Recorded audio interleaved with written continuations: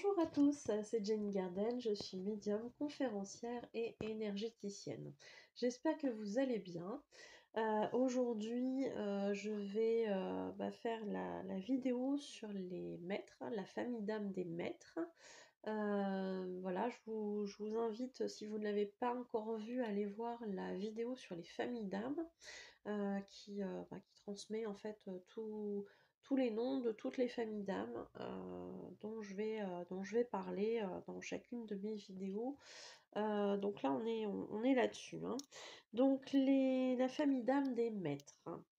Les maîtres initient le mouvement. Donc, ils sont là pour être des leaders, je dirais des dirigeants, ceux qui vont montrer la voie.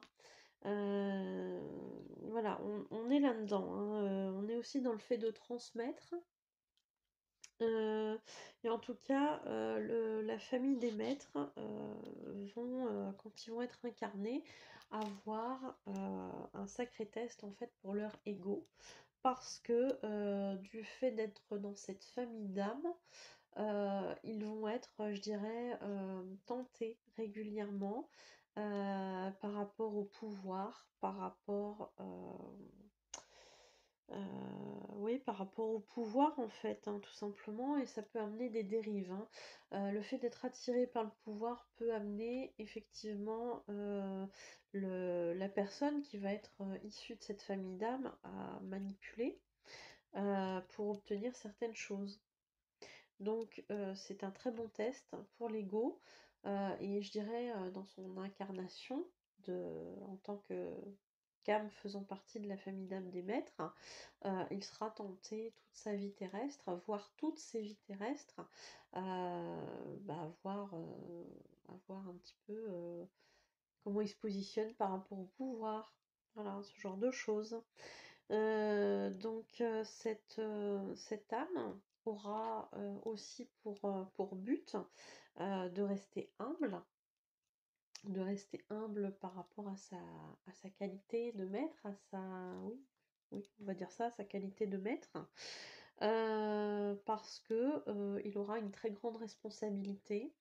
Comme je vous le disais tout à l'heure, la transmission, le fait, de mener la barque, d'être, un leader, un dirigeant, incombe une très grande responsabilité, puisque souvent, on va avoir des personnes qui vont suivre, cette personne-là. Donc à lui de faire très attention et d'être, dans l'humilité, pardon. Heu, je rajouterais, en plus sur ce côté humilité, que le maître, hein, sait qu'il est maître, hein. Il n'a pas besoin de titre, il n'a pas besoin de diplôme qui certifie qu'il est maître. Il est maître. Alors la maîtrise, le côté maître, ne s'obtient pas par un diplôme. Je pense à certaines disciplines, hein, que moi-même, je peux pratiquer parfois. Voilà, certes, certaines disciplines au jour d'aujourd'hui vous offrent un diplôme en vous disant, bah voilà, vous avez tel niveau, vous êtes maître. Certes, sur le papier, vous l'êtes peut-être, mais pour moi, un vrai maître, c'est celui qui va avoir pratiqué pendant des années, qui va avoir de l'expérience et qui saura maîtriser tout ce qui va lui arriver par rapport à tout ça. Donc, tant qu'on n'est pas là-dedans, on n'est pas vraiment dans la maîtrise. Euh, voilà, donc pour moi, il y a pas d'ego à avoir, à vouloir absolument se dire maître, hein. Voilà, on a un comportement et une attitude qui va avec ça, mais on n'a pas forcément besoin de le dire. Voilà. C'était ma petite mise au point par rapport à ça. En tout cas, quelqu'un qui va faire partie de la famille d'âmes des maîtres va avoir tendance justement à maîtriser tous les aspects de sa vie.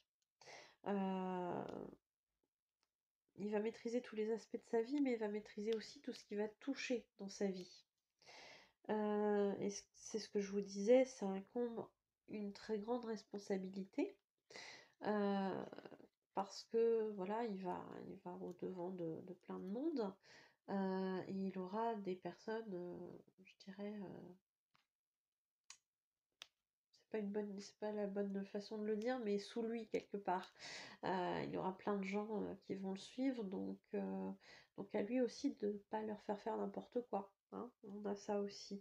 Et peut-être que certaines personnes vont avoir du mal à se reconnecter à cette partie d'eux-mêmes en évitant, je dirais, de se reconnecter à cette famille d'âmes dont ils font partie, parce que justement une grande responsabilité comme ça peut faire peur. Donc il est possible qu'il y ait pas mal de gens qui n'aient pas conscience qu'ils sont dans cette famille d'âmes. Voilà. Je ne sais pas si vous l'entendez, il y a les ânes qui sont un peu plus loin. Voilà, c'est les ânes. Je sais pas si vous l'avez entendu, mais bon, si vous l'avez pas entendu, ça va vous faire bizarre que je parle de ça d'un coup, mais bon. C'est leur petit coucou. Voilà, voilà. Bref, ça me fait rire. Je pense que j'avais fini en plus, hein, c'est dommage. À 2 minutes près. Euh, Oui, donc enfin voilà, j'étais en train de vous dire que certaines personnes pourraient justement éviter de se reconnecter à leur famille d'âme parce que ça incombe une trop grande responsabilité et que ça pourrait leur faire peur. Donc voilà, c'est ce que j'avais à dire par rapport à la famille d'âme des maîtres.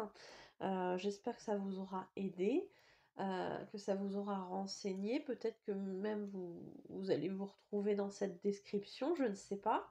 Mais effectivement, c'est important de pouvoir savoir à quelle famille d'âme on fait partie, parce que ça peut justement nous éclairer sur pourquoi on s'est incarné sur Terre, hein, tout simplement. Voilà, voilà. Bah écoutez, j'en ai terminé avec cette vidéo. J'espère que ça vous aura aidé et puis bah, je vous souhaite une bonne soirée ou journée en fonction de l'heure à laquelle vous allez écouter cette vidéo. Si cette vidéo elle vous a plu, vous pouvez liker, commenter, partager la vidéo et vous abonner à la chaîne si c'est pas encore fait. Je reste disponible bien évidemment pour vous, pour les soins ou les voyances à distance. Voilà, parce que vu les conditions actuelles, c'est plus compliqué. Mais à distance, c'est toujours possible. Et puis, bah voilà, vous trouverez mes coordonnées à la fin de cette vidéo. N'hésitez pas à me contacter pour tout ça. J'en ai terminé, donc je vous souhaite de prendre bien soin de vous et je vous dis à bientôt.